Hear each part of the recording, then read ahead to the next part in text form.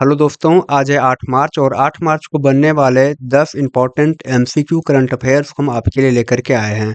अगर आप किसी भी कॉम्पिटिटिव एग्जाम की तैयारी करते हैं तो ये क्लास आपके लिए बहुत ही ज़्यादा महत्वपूर्ण होगा। आइए क्लास को स्टार्ट करते हैं। अगर आपको क्लास अच्छा लगे तो वीडियो को लाइक करें, चैनल को सब्सक्राइब करें। आज का पहला क्वेश्चन बोला गया है कि भारत में आईबीएम का पहला इंफ्रास्ट्रक्चर इनोवेशन सेंटर किस शहर में लॉन्च किया गया है, ये आपको बताना है। तो भारत में जो है आईबीएम का पहला इंफ्रास्ट्रक्चर इनोवेशन सेंटर जो है कहाँ पे किया गया है स्टार्ट, तो यह बेंगलुरु शहर में किया गया। ऑप्शन जो आपका होगा सी नंबर, आपका उत्तर यहाँ पे सही हो जाएगा। अगर हम बात करेंगे तो आईबीएम ने बेंगलुरु में अपना पहला इंफ्रास्ट्रक्चर इनोवेशन सेंटर लॉन्च किया है और इसका उद्देश्य जो है सुरक्षित उद्यम, एआई समाधान और हाइब्रिड क्लाउड तकनीक के विकास को गति देना है। अगर हम और बात कर लें तो भारत में जो है $5 बिलियन के निवेश और अमेरिका इंडिया कनेक्ट सब सी केबल बिछाने की घोषणा किसने किया है, तो गूगल ने किया है। और भारत का पहला बड़े पैमाने पर एआई डेटा सेंटर बनाने के लिए समझौता किसने किया है, तो टाटा ग्रुप और ओपन एआई ने किया है।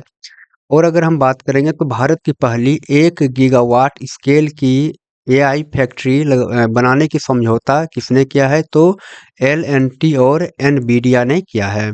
और अगर हम बात करें तो भारत के 22 भाषाओं में काम करने के लिए विक्रम एलएलएम को लॉन्च करने वाली कंपनी कौन सी है, तो सर्वम एआई कंपनी है। आप इसे भी याद रखेंगे।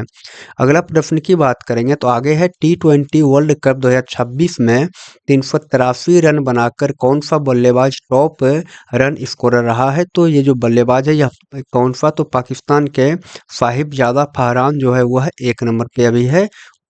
ऑप्शन नंबर आपका जो है बी नंबर यहाँ पे सही होगा। और T20 वर्ल्ड कप 2026 में पाकिस्तान के साहिबजादा फरहान जो है 383 रन बना करके शीर्ष स्कोरर अभी तक रहे हैं। अगर हम और बात कर लें तो 700 T20 विकेट लेने वाले दुनिया का पहले गेंदबाज कौन बने हैं, तो रशीद खान बने हैं जो कि अफगानिस्तान के हैं। और ICC men's T20 world cup 2026 tournament ambassador कौन है, तो रोहित शर्मा है। और महिला इंटरनेशनल क्रिकेट में सबसे अधिक यानी कि 356 मैच खेलने वाली खिलाड़ी कौन है, तो हरमनप्रीत कौर हैं। और अंतर्राष्ट्रीय क्रिकेट के तीनों फॉर्मेट में शतक लगाने वाली पहली भारतीय महिला कौन है, तो स्मृति मंधाना है। और BBC Indian sport women of the year किसे मिला है, तो स्मृति मंधाना को ही मिला है। आप इसे भी याद रखेंगे।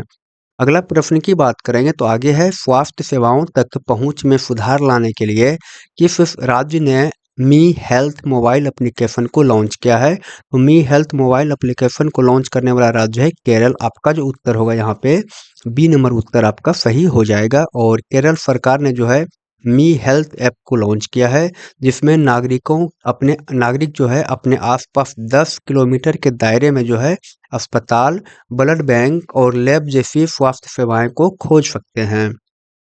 अगर हम और बात कर लें तो किसान का डिजिटल साथी यानी कि भारत विस्तार ऐप लॉन्च किया है किसने किया है, तो कृषि मंत्री शिवराज सिंह चौहान जो है लॉन्च किया है। कहाँ से लॉन्च किया है, तो जयपुर से। और स्कूल टीचर्स के लिए टीचर ऐप 2.0 विकसित किया है किसने, तो भारतीय एयरटेल और CK12 फाउंडेशन के सहयोग से ये जो है बनाया गया है। और भारतीय सेना द्वारा सुरक्षित मैसेजिंग के लिए उपयोग किया जाने वाला कौन सा ऐप है, तो ये संभव ऐप या तो संभव प्रणाली ऐप है। किसके द्वारा, तो भारतीय सेना के द्वारा ये उपयोग किया जाता है।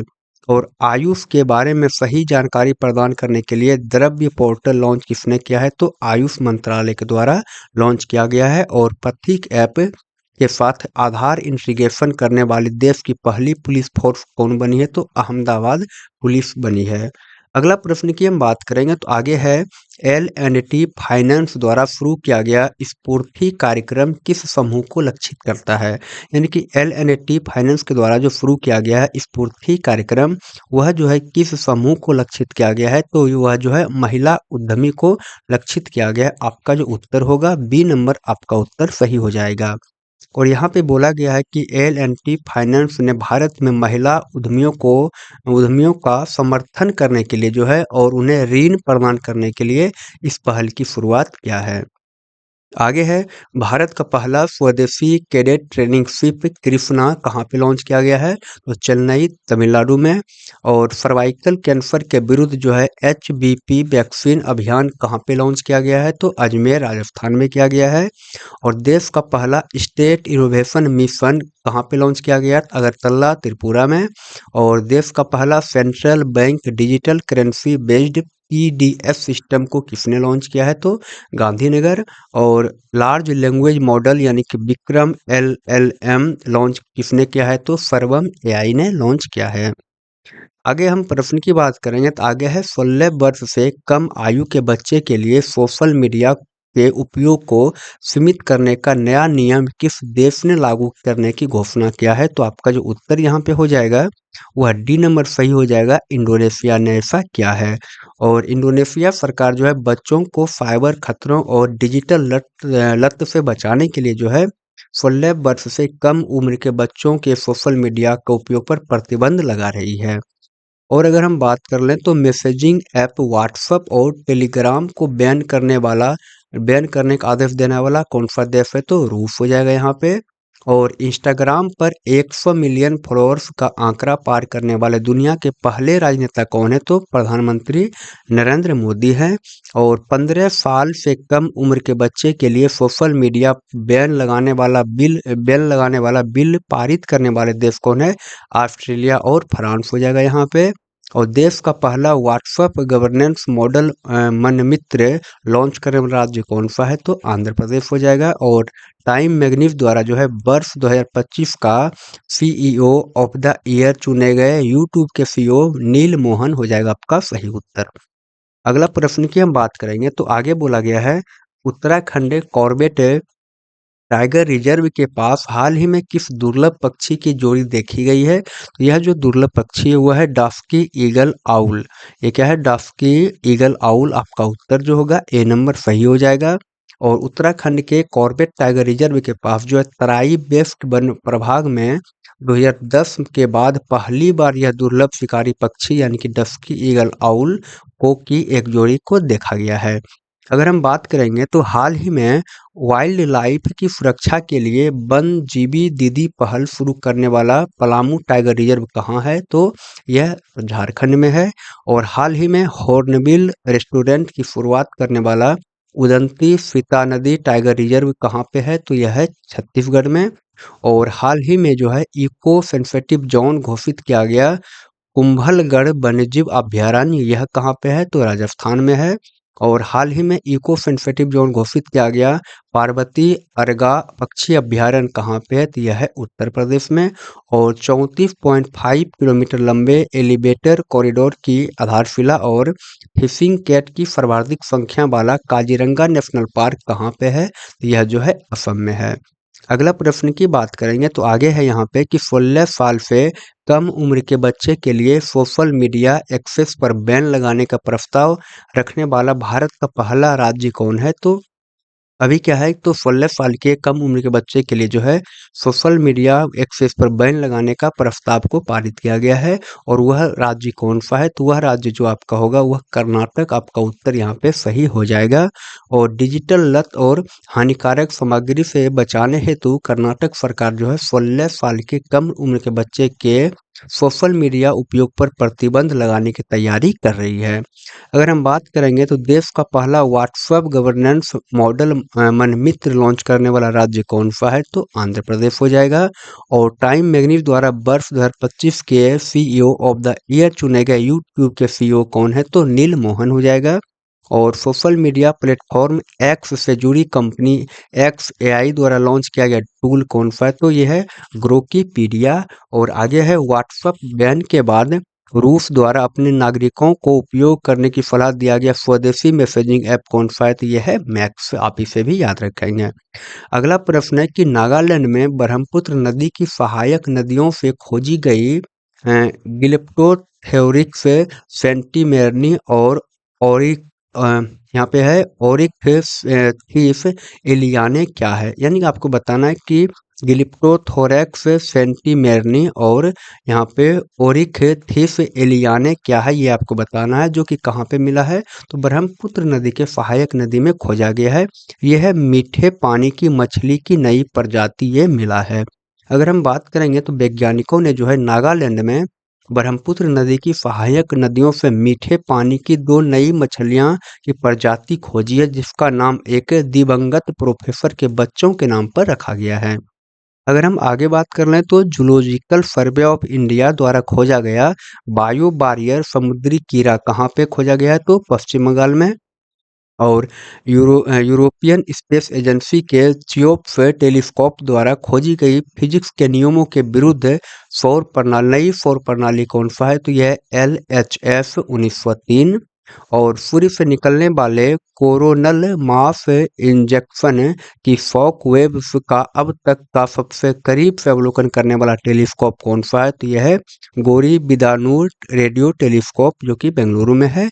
और पृथ्वी से 18 प्रकाश वर्ष दूर खोजा गया नया सुपर अर्थ क्या है, तो यह है GJ 251c हो जाएगा। और रेत के नीचे खोजा गया सिकंदर महान के साम्राज्य का खोया हुआ पुराना शहर क्या है, तो ये चेरेक्स स्पेसिनो है। और ये कहाँ पे खोजा गया है, तो इराक में खोजा गया है।